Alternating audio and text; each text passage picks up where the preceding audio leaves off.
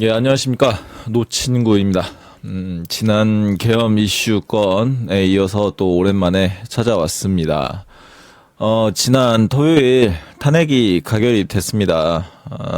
저는 개인적으로, 계엄을 선포한 윤석열이 굉장히 미련하다고 평가하지만 또 한편으로는 탄핵을 반대하는 입장이었죠. 그리고 이제 이 부분에 대해서 또 오늘 할 얘기가 좀 적잖이 있어가지고 마이크를 켜봤습니다. 나는 탄핵을 반대하는 사람들이 계엄은 정당했다. 계엄이 정당했기 때문에 탄핵을 해서는 안 된다라고 이렇게 많이들 이야기를 하시더라고요. 이 탄핵을 반대하시는 입장에 계신 분들은 저는 그게 보통 중론이었어요. 정당한 계엄이었기 때문에 탄핵은 부당하다. 근데 저는 똑같이 탄핵을 반대하는 입장이지만 논리를 그렇게 전개해서는 안 된다는 입장입니다. 정당한 계엄이었기 때문에 탄핵은 부당하다는 게 아니라 계엄은 정당하지 않았지만 정상 참작의 여유가 뭐라고 해야 되나? 정상 참작을 할 만한 충분한 사유가 있었기 때문에 탄핵이 부당하다라고 이렇게 정리를 할 수 있겠네요. 제 입장은. 계엄은 부당했습니다.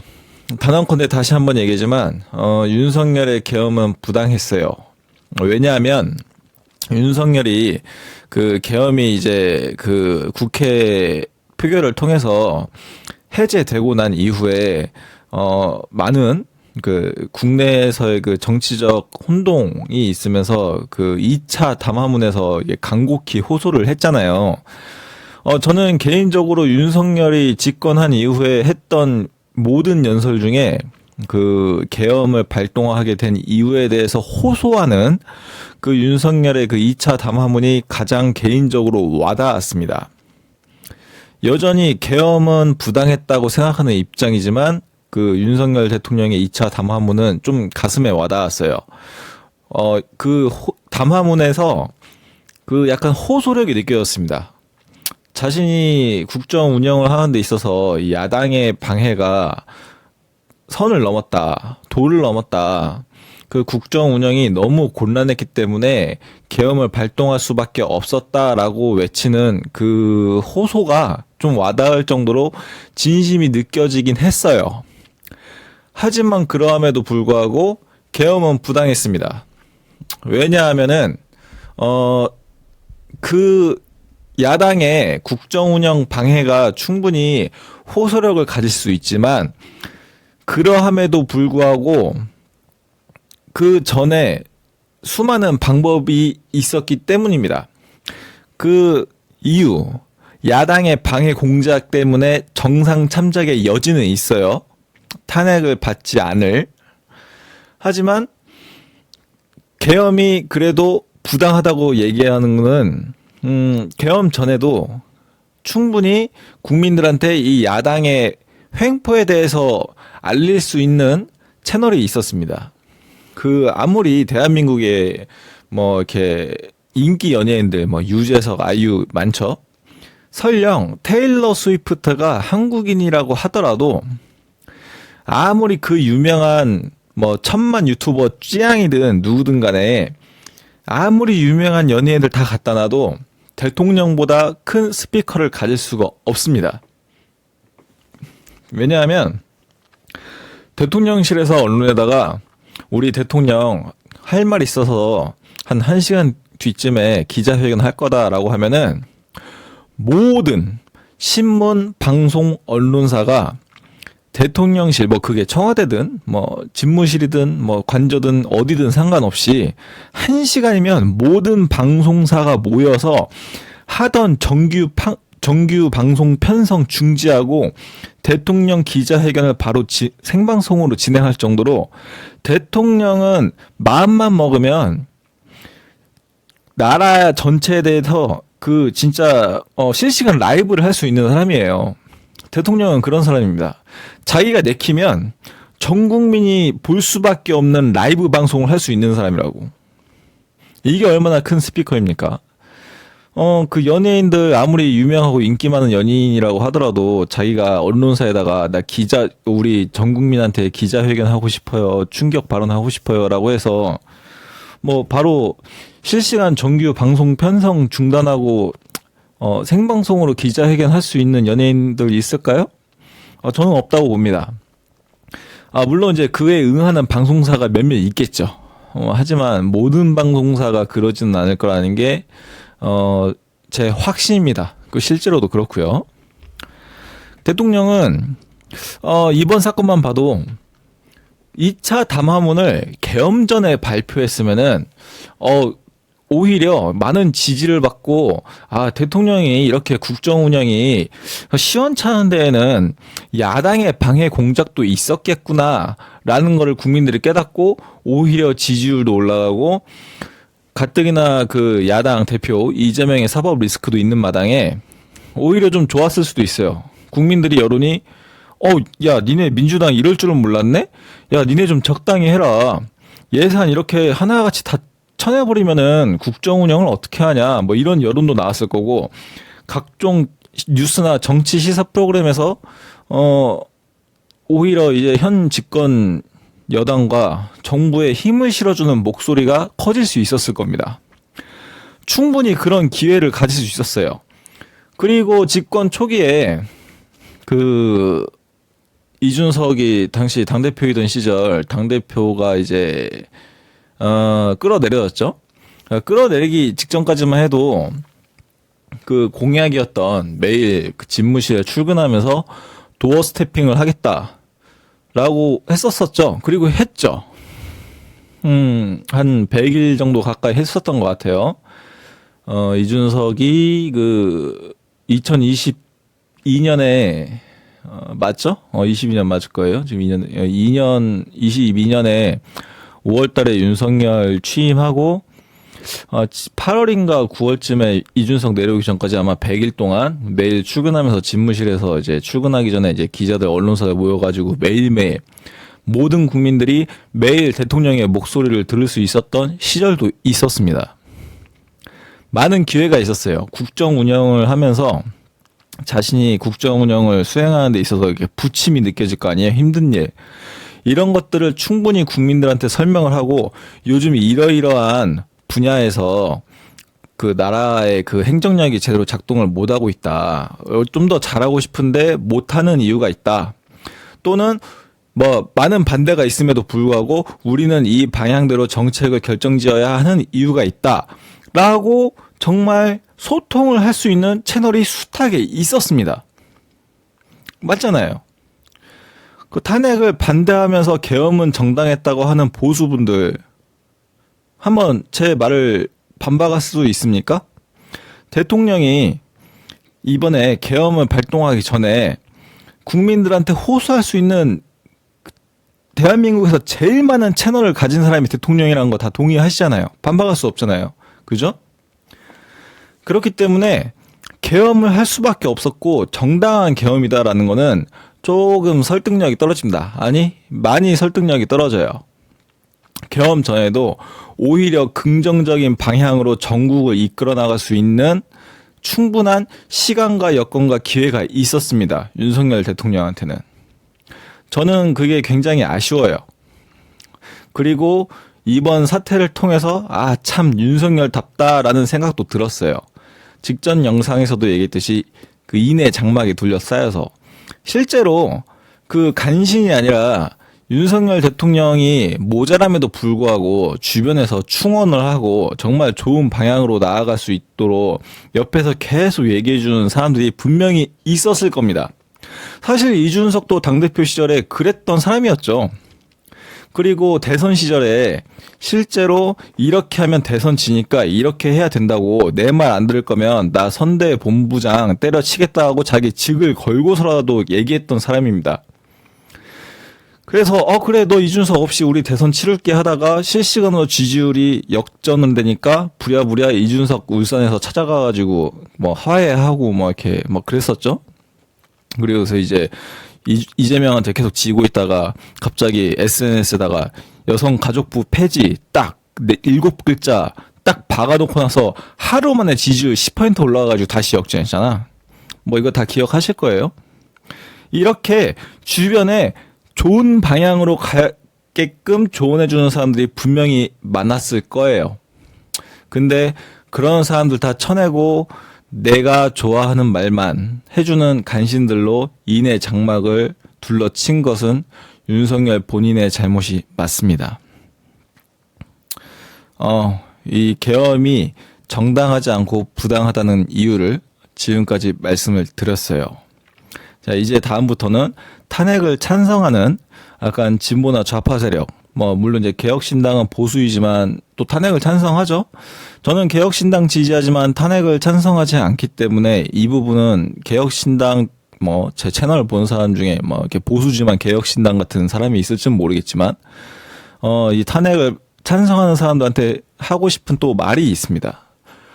일단은 탄핵을 해야 된다고 하는 사람들은 계엄과 내란을 동치시켜서 이야기를 해요.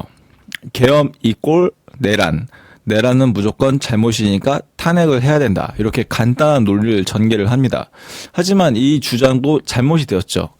계엄 자체는 내란이 아닙니다. 이건 분명한 사실이에요. 물론 계엄은 국민의 자유를 축소시킨다는 분명한 사실이 있기 때문에 굉장히 조심스럽게 발동을 해야 되는 게 맞습니다. 하지만 그렇다고 해서 이거는 계엄 자체는 국가가 비상사태일 때 조치를 취하기 위해서 필요악인 것이지 무조건 그게 죄는 아니에요. 계엄 자체가 내란이면 계엄 자체 그 시스템을 없애버려야지. 그렇잖아요? 계엄을 내란이라고 할 거면 계엄 자체가 죄라고 할 거면 계엄이란 시스템 자체를 빨리 없애는 게 맞잖아요. 그렇기 때문에 계엄을 했다는 이유 하나만으로 탄핵을 해야 된다는 주장은 설득력이 없어요. 그리고 두 번째, 두 번째는 뭐냐면, 아까 앞서서 그 계엄이 부당하다는 얘기에서도 했지만, 이 부당하다는 게, 방법적으로 서툴러서 부당하다는 거지, 명분 자체는 충분하다는 겁니다. 충분히 대한민국에서는 국내에서 암약하고 있는 간첩들이 충분히 많이 있고 그 간첩들이 있다는 사실 자체가 주목받지 않고 있고 또 적극적으로 그 간첩의 존재를 은폐하려는 세력이 일부가 아니라 제1 거대 야당이라는 것에 분명한 이 정도는 비상사태라고 생각할 만한 충분한 사유가 됩니다. 비상사태라고 판단하는 것은 그 대통령의 권한이죠. 근데 전 국민이 모두 반대하는 것도 아니에요. 이 시국이 비상사태라고 생각하는 사람이 그렇지 않다고 생각하는 사람보다 소수일지는 모르겠지만 적지는 않다는 거예요. 민주주의가 뭡니까? 무조건 다수결로 하자는 게 민주주의라고 착각하는 사람들이 있어요. 그건 민주주의가 아닙니다. 비록 소수이지만 그 소수의 의견도 반영을 해야 된다는 게 진짜 민주주의예요. 100명의 집단에서 100명이 있는 집단에서 99명이 이렇게 하자라고 얘기했을 때 한 명이 반대를 해요. 근데 그 한 명의 반대하는 그 한 명의 의견을 99명 다수결이 찬성하니까 너의 의견은 들을 필요가 없어라고 하는 거는 전체주의자 파시즘이지 그건 절대 민주주의가 아닙니다. 이걸 반대로 이해하는 사람들이 있어요. 다수결은 이퀄 민주주의라고 생각하는 사람들 정반대로 생각하시는 겁니다. 그 한 명의 의견도 청취해서 반영을 해가지고 결국 나아가는 방향이 정반대인데 99명이 나아가는 방향은 오른쪽이고 한 명은 왼쪽으로 가재. 근데 그 한 명이 왼쪽으로 가자는 그 사람의 의견을 반영해가지고 오른쪽으로 가는 방향을 약간 한 3시나 한 12시쯤으로 옮기는 거. 제가 좀 약간 비율 잘못했네요. 오른쪽이 3시죠. 왼쪽이 9시고. 그러면은 이 방향을 1시나 한 12시쯤으로 옮기는 거. 이게 민주주의입니다. 저는 지금 작금의 사태가 굉장히 아쉬운 게 탄핵을 찬성하는 국민 여론이 대다수니까 탄핵을 반대하는 사람의 의견은 전혀 듣지 않는 이 세태가 굉장히 안타까워요. 이건 민주주의가 아니죠. 되게 아이러니해요. 윤석열이 계엄을 발동해서 민주주의를 훼손시켰기 때문에 탄핵을 해야 된다는 사람들이 역설적으로 민주주의를 무시하고 있습니다. 탄핵을 반대하는 입장도 적지 않아요. 이 사실 어떻게 좀 면밀하게 놓고 보면은 탄핵을 해야 된다는 사람들의 말도 일리가 있고 탄핵을 반대한다는 사람들의 입장도 일리가 있습니다. 무엇이 정답인지는 사실 제가 감히 내릴 수 있는 영역이 아니기는 해요. 그리고 그렇기 때문에 무조건 탄핵을 반대하는 사람들의 의견대로 우리는 소수지만 우리 말을 좀 들어줘 라는 그런 명분 하나만으로 탄핵을 반대해야 된다는 거는 굉장히 빈약한 근거가 될 수 없는 논거죠. 순한 논증의 오류니까. 그러니까 저는 탄핵을 반대하는 입장이지만 뭐 제가 어쩔 수 없죠. 이미 대의 민주주의의 원칙에 따라서 절차에 따라서 대의 민주주의로 선출된 국회의원의 3분의 2가 탄핵안을 가결시켰으니까 이 결과는 뭐 받아들일 수밖에 없어요. 마음에 안 들지만. 그래요. 이 시스템 안에서는 마음에 안 들지만 받아들일 수밖에 없어요. 근데 제가 아쉬운 건 뭐냐면 탄핵을 하는 게 무조건 정답이라는 여론만 조성된다는 게 안타깝습니다. 이게 탄핵을 반대한다는 사람들의 의견은 그냥 묻혀요. 유튜브나 이런 서브 매체에서만 그게 그 의견이 조명을 받지. 여러분 우리 한 지금 윤석열이 계엄을 선포하고 지금 2주 가까이 돼가는 한 일주일 반 열흘 정도 됐죠? 모든 종편, 뭐 보수 언론, 진보 언론 할 거 없이 모든 언론에서 공중파, 지상파, 종편 할 거 없이 그냥 탄핵은 상수로 놓고 얘기를 해요. 탄핵을 반대하는 입장의 사람들의 얘기는 하질 않아. 심지어 평소 보수 패널이라고 각종 정치 시사 프로그램에 출연했던 출연자들조차 감히 저는 탄핵을 반대합니다라는 말을 못 하더라고. 뭐 제가 있었는데 제가 못 본 걸 수도 있어요. 근데 제가 지금껏 모니터링 해왔던 일단 그 기존 레거시 언론, 지상파, 종편, 뉴스 시사 프로그램, 정치 시사 프로그램, 그리고 라디오 프로그램에서 탄핵을 반대한다는 보수 패널이 없더라고. 그러니까 그냥 탄핵은 하는 게 상수야. 탄핵을 할지 안 할지도 이런 국회의원이 아니라 이런 민간 레벨, 이런 그 정치 고관여층들의 토론장이 열렸어야 되는 거 아니냐 이거지. 왜 언론에서 그게 언론의 역할 아닙니까? 정부나 국회가 어떠한 그 심각한 여론의 반대가 있음에도 불구하고 옳게 되는 방향으로 정책을 짜간다고 봐요. 그러면은 여론이랑 반대돼도 그게 나중에 역사가 평가했을 때 옳게 된 방향이었다고 한다는 거를 확신을 하고 밀어붙이면은 존중해 줄 수 있어요. 근데 지금은 정치권이 그런 리더십을 가지고 나아가는 게 아니라 무조건 여론 따라가고 있어요. 그러니까 탄핵을 무조건 상수로 놓는 그 여론에 따라가는 거지.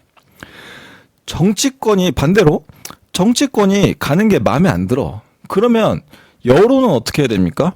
언론과 여론은 어떻게 해야 돼요? 격렬히 토론을 해야죠. 근데 왜 이번에 탄핵 같은 경우는 무조건 탄핵을 하는 게 맞다는 걸 상수로 놓고 얘기를 하는데 왜 토론을 안 하는데? 저는 이 점이 정말 안타깝습니다. 이 대한민국이 정치가 흘러가는 방향 중에서 제일 안타까운 부분이 저는 이거예요. 이번 탄핵 이슈뿐만 아니라 언젠가부터 이 정치권은 둘째치고 언론과 여론도 토론을 안 해. 정답을 정해놔. 그리고 무조건 보수고 진보고 할 거 없이 상수로 설정된 방향만 놓고 그냥 그것만 따라가는 거예요. 이게 전체주의고 파시즘입니다. 물론 그렇기 때문에 어떻게 보면은 계엄을 한 게 잘못된 거죠. 계엄이라는 게 뭐예요? 비상사태이기 때문에 일단 반대 여론을 듣지 않겠다는 게 사실 계엄의 핵심이거든요. 국가가 한 방향으로 설정을 하고 잠시 동안 토론을 접어두고 그 한 방향으로 묵직하게 나아가겠다는 게 사실 어떻게 보면 계엄의 본질이에요. 국가 자체가 하나로 일치단결해서. 근데 이미 먼저 그렇게 걸어버렸기 때문에 여론이 탄핵을 상수로 놓고 간다는 거에 대해서 약간 좀 힘이 빠지긴 하죠. 근데 제가 맨 처음에 얘기했듯이 정상 참작의 여지는 있다. 그냥 술 먹고 취해가지고 헛소리 하는 게 아니라, 물론 윤석열이 저만큼 주당이라는 건 저도 알고 있지만 그러함에도 불구하고 국가를 정상화시키기 위해서 한 의도였다는 점이 첫 번째 정상 참작의 여지이고, 두 번째는 실제로 유혈 사태로 가지 않았기 때문에 이게 내란이 아닌 그냥 헌법 안에서 권한을 행사한 것으로 정상 참작을 할 여지가 있다. 이게 제 입장입니다. 하지만 여전히 너무 어설프고 서툴렀죠. 앞서 얘기했지만 계엄을 하기 전에 먼저 대통령이 국민한테 호소를 할 수 있는 채널이 숱하게 많았잖아요. 그거를 하다가 안 돼서 계엄을 선포했다. 만약에 일의 순서가 바뀌었다? 그러면 지금 전국이 이렇게 흘러가진 않았을 거라고 저는 생각을 합니다. 어쨌든 제 입장은 그렇습니다. 이번 계엄 이슈에 대해서 저도 개인적으로 좀 영상을 많이 찍고 싶었지만 제 개인적인 입장을 정리할 시간이 조금 필요했어요. 그러니까 저는 무조건 계엄이 정당했기 때문에 탄핵은 부당하다도 아니고, 계엄이 무조건 부당하기 때문에 탄핵을 해야 된다. 그게 아니라, 계엄은 부당했지만 그러함에도 불구하고 탄핵은 부당하다라는 약간 조금 또 뚱딴지 같은 그런 제 입장으로 정리를 하게 되었습니다. 이런 제 입장을 또 한번 얘기하고 싶어서 오늘 또 마이크를 켜서 얘기를 해봤고요.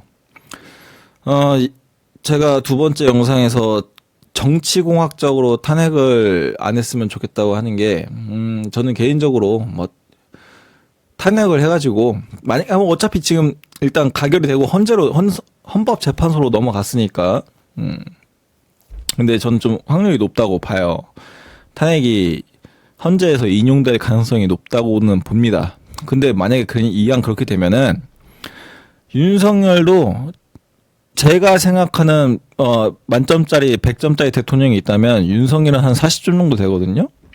그렇기 때문에 이왕 그렇게 되면 윤석열도 내려오고, 그리고 빵점짜리 이재명도 그냥 그 민주당 후보로 올라오지 말고, 민주당에서 또 다른 좀 이렇게 보수 우파 쪽에서도 좀 납득할 만한 좌파 쪽 후보가 나오고, 보수 쪽에서도 조금 제 개인적인 바람은 이준석이나 아니면은 국민의힘에서 그동안 조금 좀 상식적이고 합리적인 정치 활동을 해왔던 가령 예를 들자면 권성동 같은, 저는 개혁신당을 좋아하지만 그나마 국민의힘에 좀 좋아하는 정치인이 있다고 한다면 권성동 정도, 유승민. 근데 유승민은 조금 내가 봤을 땐 좀 너무 남자답지 못해서 좀 못 믿어오는데, 예를 든 거예요.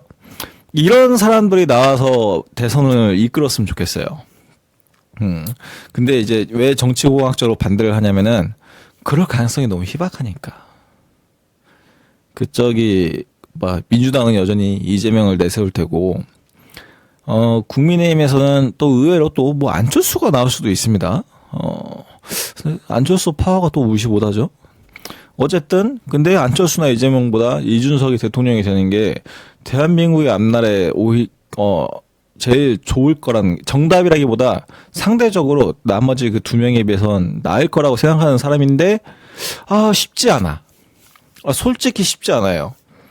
이준석이 이번 22대인가? 4월 달에 있었던 총선에서 국민의힘과 단일화를 하지 않고 3자 구도, 국민의힘, 개혁신당, 민주당 이 삼자 구도에서 두 명을 모두 꺾고 이겼어요.